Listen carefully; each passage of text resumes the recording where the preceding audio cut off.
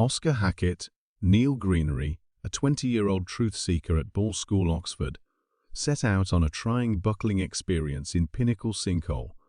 A popular buckling spot, his excursion to investigate an unknown shaft denoted a huge and testing campaign. He collaborated with the English Speleological Relationship for a trying investigation at Pinnacle Cave. They were good to go, and sure conveying the excitement and energy regular of wayfarers, prepared to confront the obscure profundities of one of Britain's most prestigious cavern frameworks. Their spirits were high as they left on this provoking excursion, anxious to uncover the mysteries concealed underneath the earth. Neil Greenery and his gathering confronted a troublesome undertaking. As they began investigating Pinnacle Sinkhole, they had no clue about this outing would go off in an emotional and strange direction, opening a sad, icy section throughout the entire existence of cavern investigation. The Pickering entry in Pinnacle Sinkhole introduced a phenomenal test in any event. For a carefully prepared caver like Neil Greenery, its remarkable and overwhelming design made it a hindrance that tried both actual ability and mental backbone. First and foremost, the entry was extraordinarily thin. The space was tightened to such an extent that in certain areas, Neil needed to slither, kneeling down, twisting his body to fit through. In different parts, he needed to loosen up completely, lying level and crawling forward leisurely. The section's bound space was not simply an actual hindrance. It likewise represented a mental test, as the harsh closeness of the cavern walls could undoubtedly incite a feeling of claustrophobia. Adding to the trouble was the actual landscape. The section highlighted a precarious, sloppy, scree-free, tricky surface that made keeping a steady position a critical test. Each development must be determined and considered to try not to slip or causing a change in the unsteady ground. Generally speaking, the circumstances in the Pickering section were a powerful coincidence of tight spaces, tricky landscape, and complex route, making it an especially difficult aspect of Neil Greenery's excursion into Pinnacle Sinkhole. He, being thin and nimble, drove the drop into the shaft. 4 other cavers had recently examined the region. As Neil advanced, he experienced an unforeseen obstruction, a stone in the slight break, to some extent impeding the way. In spite of his endeavors, the rock wouldn't move, driving his group to bring down a rope trying to pull him back up. He wound up in a circumstance a long ways past what any caver could have expected. His underlying plunge into the upward shaft, loaded up with trust and energy, immediately transformed into a frightening experience down there in the dimness. Neil's feeling of time was twisted. Every moment felt longer as he sat tight for any indication of progress. His breathing, weighty and toiled in the restricted space, reverberated off the cavern walls, enhancing his developing uneasiness. The actual distress of being wedged in a difficult situation was intensified by the mental pressure of feeling caught above him. His companions, similarly restless, were doing all that they could. They called down to him, their voices a blend of encouragement and concern, attempting to keep an association in a circumstance where they felt progressively defenseless. They worked in shifts, resolutely endeavoring various strategies to safeguard their companion, their countenances showing the type of the circumstance. Neil, hearing their endeavors and trades, gripped to trust with each pull of the rope or change of the stepping stool. However, with each bombed endeavor, that trust could have faded, supplanted by a crawling acknowledgement of the earnestness of his dilemma. Greenery, on the other hand, gritted his teeth and messed with the men attempting to help him. He felt a flood of frenzy as the truth of his circumstance set in his viewpoints. Dashing through different situations, there were snapshots of frantic self-reflection. Pondering his life outside the cavern, individuals he thought often about, and the fantasies he still couldn't seem to satisfy in spite of the apprehension and uneasiness. Neil attempted to remain composed, saving his energy and endeavoring to move himself in the restricted space. He had his breath, and the far-off voices of his companions were his main colleagues in the repeating quiet of the cavern. as time ticked by the environment in the cavern, and among his companions above, would have developed more tense. Every development, every correspondence, was loaded down with the heaviness of the circumstance. His companions, in spite of their developing weariness, proceeded with their endeavors driven by the expectation of taking Neil securely back to the surface. As the circumstance inside Pinnacle Cave became progressively desperate, the unease outside was overwhelming the salvage group. A mix of prepared cavers and crisis faculty worked energetically, yet their endeavors were obstructed by the cavern's difficult territory. The air inside the cavern, weighty with carbon dioxide, was turning out to be progressively poisonous. Breathing apparatuses were brought down to Nell, yet the confined space made it difficult to fit them over. His exposure appeared to stop as the hour extended on. Neil's quandary was presently a test of skill and endurance. In the cavern, his voice, once unmistakable and consistent, became weak and dazed. His once confident tone gave way to disarray and tad bewilderment, flagging the seriousness of his circumstance. He had floated into obviousness, unfit to help the salvage endeavors. In the meantime, over the ground, the reaction was overpowering. More than 200 potholders from adjacent towns alongside specific salvage units joined on the site. Their central goal was solitary: to save Neil. Greenery John Carter, ARAF clinical official, endeavored to keep Neil alive by siphoning oxygen down a cylinder. Regardless of these endeavors, each salvage endeavor was met with similar disastrous result. Heroes retreated in a steady progression, overpowered by the foul air. Ron Peters, a little outline printer from Derby, drew near to the point of contacting Neil, however, was rapidly overwhelmed by the absence of oxygen. The salvage group's assurance was strong. They had a go at everything from blowing foul air out of the cylinder with compacted air chambers to uncovering rock in order to make another departure course. Yet each plan appeared to waver, notwithstanding the cavern's unforgiving nature. June Bailey, a 18-year-old who joined the salvage endeavors, confronted something very similar. Smothering circumstances, her boldness was an encouraging sign at this point. Even she was driven back by the harmful air.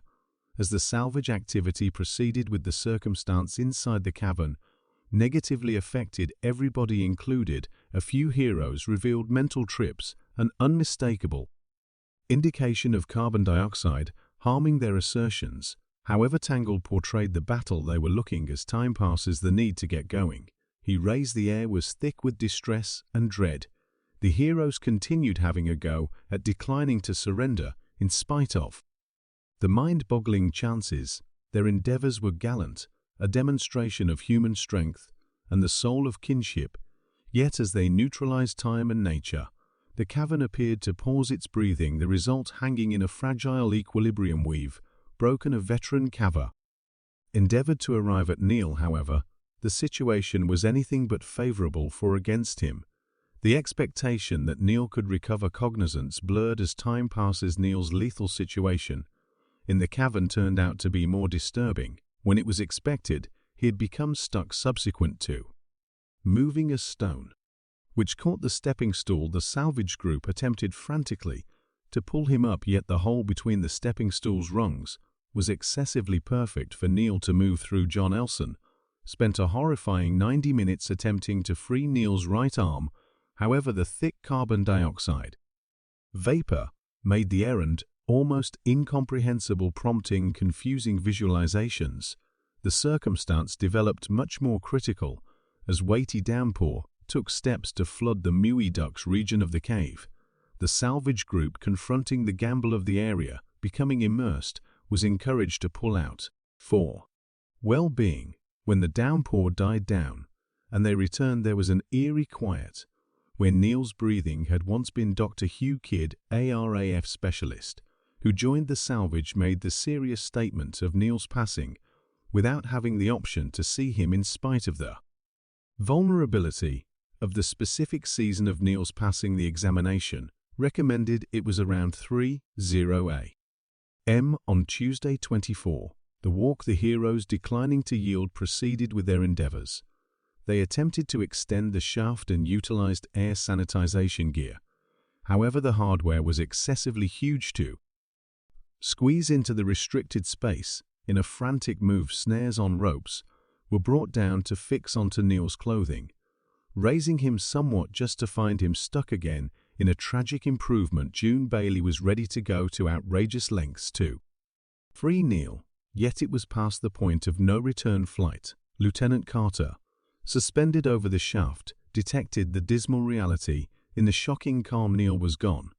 The restricted spaces and restricted ventilation prompted the aggregation of carbon dioxide and other putrid gases. These gases are commonly shaped through normal cycles, for example, the disintegration of natural matter or the breath of people and creatures in the cavern. In Neil Greenery's circumstance, caught in a tight section, the air dissemination was seriously confined, causing the carbon dioxide breathed out from his breath to develop around him. As Neil battled in the tight bounds of the cavern, the rising degrees of carbon dioxide progressively impacted his capacity to think obviously. He began to feel dazed and bewildered, an immediate consequence of the absence of oxygen. Furthermore, the poisonous climate he was in, the air felt weighty and choking out, making every breath a battle. The foul gases added to his distress, overpowering his faculties with their sharp sense. The truth of his demise, joined with the mental impacts of the carbon dioxide, gradually drove him toward a condition of obviousness. As he lay there, unready to move, gradually surrendering to the unforgiving climate, Neil's eyes in the end shut, maybe with contemplations of a quiet spot far away from the dull, choked space of the cavern. The last minutes for Neil in the profundities of Pinnacle Cave were set apart by a terrible combination of normal powers and human restricts, a certain sign of the delicate harmony among experience and well-being in the investigation of our regular world. The profound and actual cost for the salvage group was gigantic. For north of 30 hours, they had fought against the cavern, the components and the restrictions of human perseverance.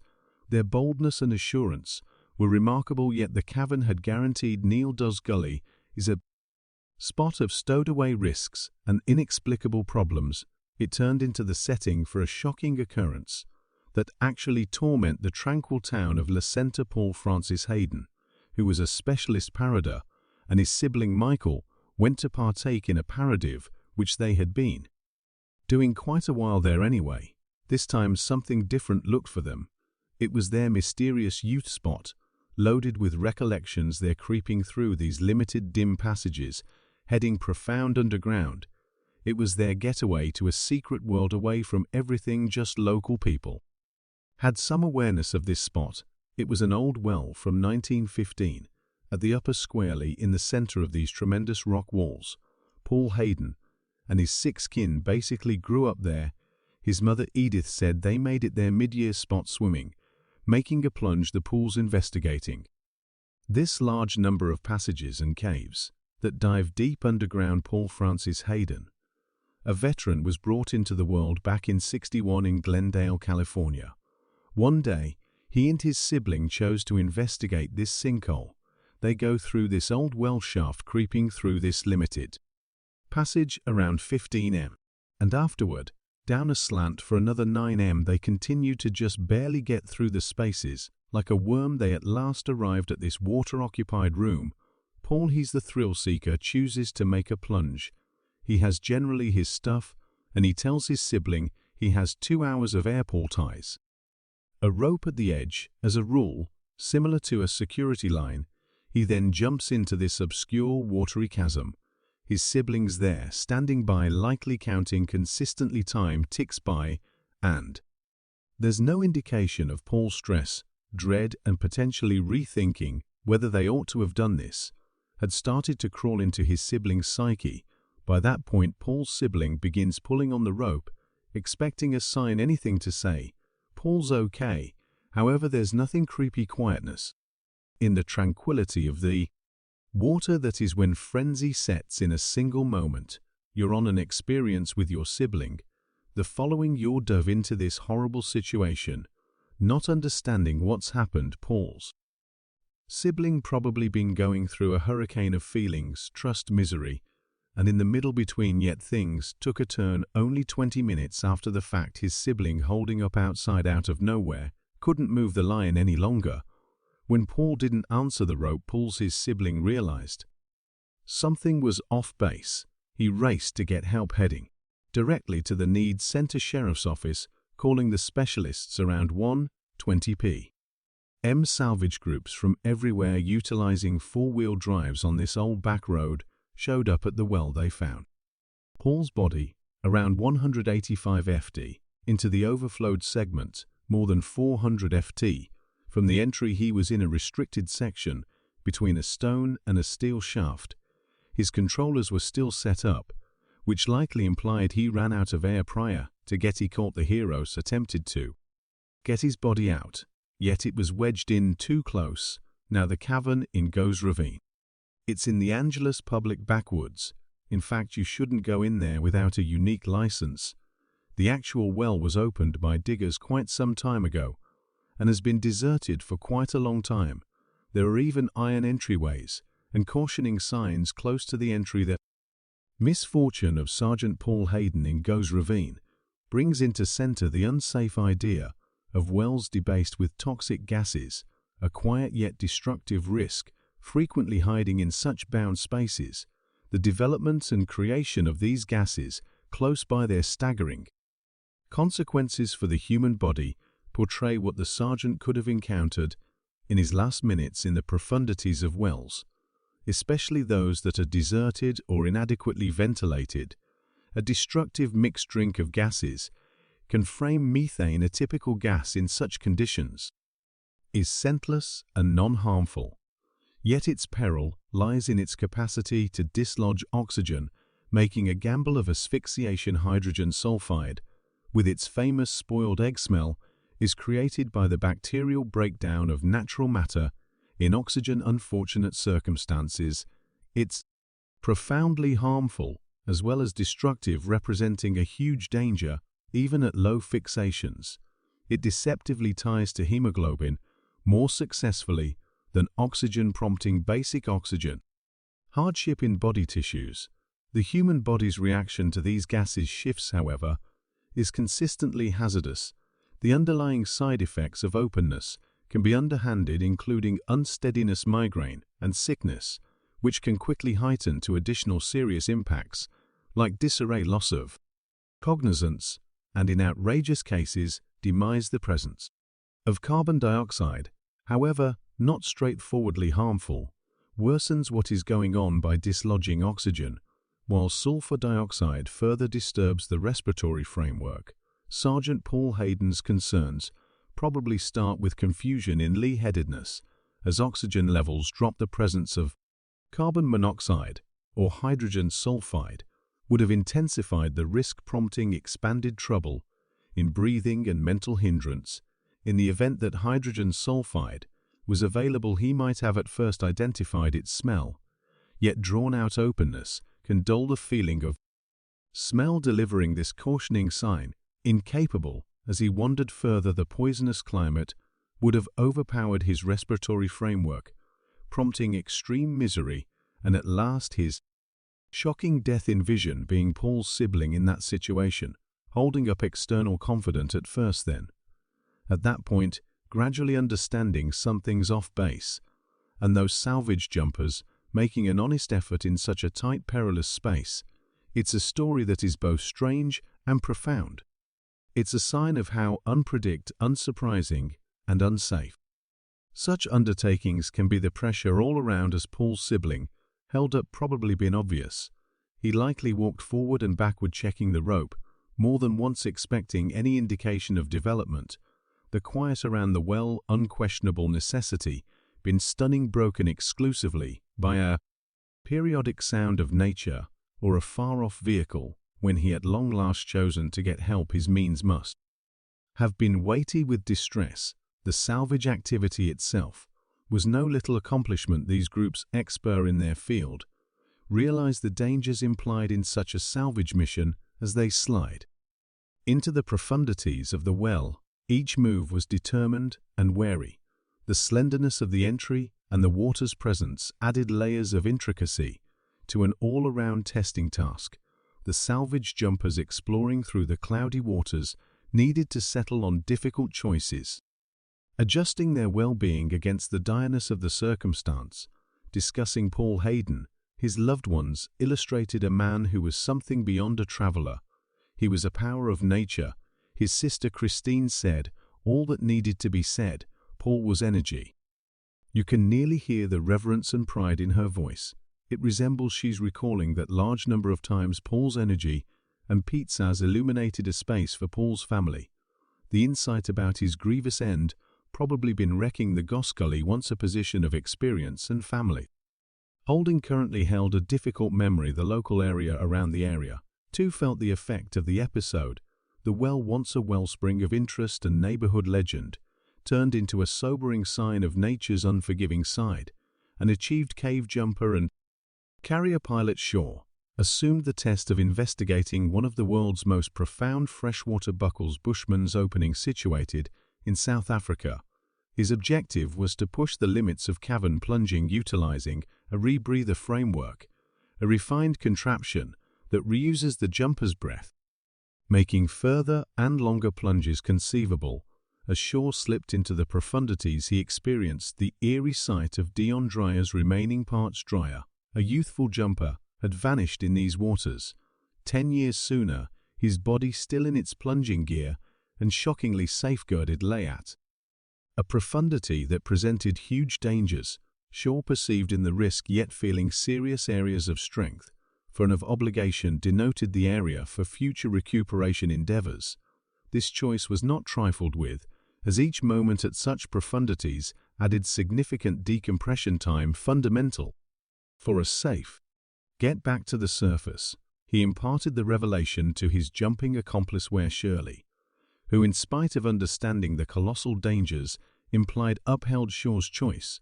To return for the body, this plunge was earth-shattering in additional ways than one it set another profundity record for rebreather plunging and opened the chance of the most profound body recuperation in jumping history. Shaw's purpose to return, notwithstanding the realized dangers, mirrored his profound regard for the jumping local area and the implicit connection between jumpers who share a similar energy, also face similar risks underneath the water surface. The inquiry emerges how perilous was their errand. Profound water jumpers plunge profound into dull caverns and seas, where not very many individuals have, at any point, gone. A larger number of individuals have been to the moon than jumpers who have gone more profound than 820 ft's submerged. This sort of plunging is hazardous. A few jumpers like Nuno Gomez have had startling minutes. Others like Shea Exley and John Bennett tragically didn't endure their profound jumps. Profound jumping underwater can be perilous for the vast majority reasons. The exceptional gas blend jumpers inhale, called Tri-X, has helium, nitrogen, and oxygen. Yet down profound, these gases can be hurtful. Oxygen can turn poisonous, and nitrogen can cause you to feel like you've had an excessive number of brews, while starving helium can make you jerk apprehensively if you don't inhale as expected. You can drop, and assuming you come up too quick, the gas in your body can shape bubbles, causing the twists, which is excruciating and might in fact be destructive. That is the reason they need to gradually come up, halting at various profundities to allow their bodies to change. A key to Shaw's profound water investigations was his inclination for shut-circuit rebreathers over conventional scuba gear. This cutting-edge framework, reusing the gassy variety, offered various benefits. For example, more noteworthy effectiveness, warmth, and dampness maintenance. Essentially, it diminished gas utilization and decompression time. Essentially, in a prominent examination, Nuno, who plunged Bushman's Opening, utilizing an open circuit, used north of 54,000 L of gas and went through almost 12 hours of decompression. Shaw, on his rebreather, just involved 5,800 L and finished his maker plunge a little more than 9 hours. Shaw's arrangement to recover Dion Dreyer's body from Bushman's Opening was a complex and profoundly private mission with the backing of his better half. Ann Shaw created a silk pack intended to securely ship DV stays to the surface. The jump planning was broad and included practice runs as well as coordination with a gifted group of jumpers and clinical specialists to guarantee the security of everybody included. This plunge was in excess of a quest for a record or an investigation. It was a mission to carry conclusion and distinction to the memory of an individual jumper, where Shirley stringently arranged the plunge, integrating a few security measures. For example, reinforcement chambers, a rope and sling framework, and on-location clinical help. This extensive technique featured the plunge intricacy. What's more, the intrinsic dangers related with profound cavern jumping before the plunge. Shaw and Shirley underscored the significance of individual well-being. To the group, their arrangement remembered a reasonable understanding for how to flag for help, featuring the high stakes of their central goal. They likewise concluded that if both of them neglected to return, no recuperation endeavors would be made, a sobering sign of the perils they looked upon. The arrival of the jump. Shirley encountered a basic issue with this rebreather's regulator. Luckily, on account of the genius of an individual jumper, the gear was fixed in the nick of time. As Dave Shaw started his plunge into Bushman's opening, the camera joined to his cap recorded each second. He immediately arrived at the last universe of obscurity and quiet, and before long found Dewey and Dryer's body. In spite of the difficulties of the profundity and the impacts of narcosis, Shaw fastidiously started setting Dryer's body into the uniquely planned silk pack. This undertaking, however sincerely and truly burdening, was a critical piece of his main goal. In the meantime, where Shirley paused at a shallower profundity, prepared to help Shaw in his rising. Yet as Shirley looked into the profundities, he saw something amiss. Shaw's lighter signal in the profound was forebodingly still. The shortfall of development and the absence of climbing bubbles demonstrated inconvenience. Shaw ought to have been rising by then. However, the tranquility underneath proposed a grave new development, changing their recuperation mission into a potential salvage activity. In the profundities of Bushman's opening, Shirley confronted an overwhelming choice. With no trouble signal from Shaw, the circumstance seemed desperate.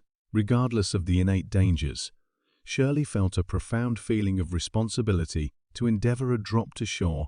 He wanted to basically tie down Shaw's body to the shot line for inevitable recuperation. As Shirley plunged further, the extraordinary strain of the profundities started to negatively affect his gear. His hammerhead regulator, pivotal for overseeing oxygen levels, broke down. Confronted with this hardware disappointment, Shirley needed to physically control his oxygen levels, an unquestionably difficult undertaking at such a hazardous profundity. The acknowledgement unfolded on Shirley that slipping further could mean an extremely durable stay in the profundities close by Shaw. With crushing sadness, he started his climb, fastidiously following his decompression, intent to arrive at the surface securely, ignorant about the circumstance beneath. The help group and the group at the surface could guess jumpers Dukan Stojakovic and imprint Andrews dropped 420 ft from the arranged gathering point, however found just haziness and an upsetting quietness. Without any indication of Shaw or Shirley, they stuck to their plunge plan and re-emerged after a strained wait. The severe jumping convention, which puts the jumper well-being previously filled in as a disturbing sign of the unforgiving circumstances related with profound cavern jumping, the solemn acknowledgement that Shaw was not returning, struck everybody hard. For definitely the misfortune was profoundly private. In the outcome, the plunging local area grieved the deficiency of one of their own. Shaw's trying and devotion to chasing after the limits of jumping were recalled and commended. His endeavor into Bushman's lobby, however, finishing sadly, encapsulated the soul of investigation and the unflinching mission to uncover the secrets of the profound. Shaw's heritage kept on moving jumpers overall, a demonstration of his exceptional life and his commitments to the universe of plunging Dave Shaw's life and his courageous soul were respected with a moving ceremony by his dear companion, where Shirley and Shirley's family, in a snapshot of harmony and reflection, they climbed a mountain in the lovely local of Mpumalanga, conveying Shaw's remaining parts in an unassuming wooden box. As they remained in the midst of the dazzling normal magnificence of the African scene, they offered a toast to pay tribute to Shaw's striking process through existence. With a feeling of similitude and regard, they opened the container and delivered Shaw's remains into the delicate breeze. This act was profoundly representative, addressing one last goodbye to a went through his man time on earth, investigating the unfamiliar regions of the earth and the skies. Shaw's undying soul of experience was capably addressed by the cinders that quickly remained in the air.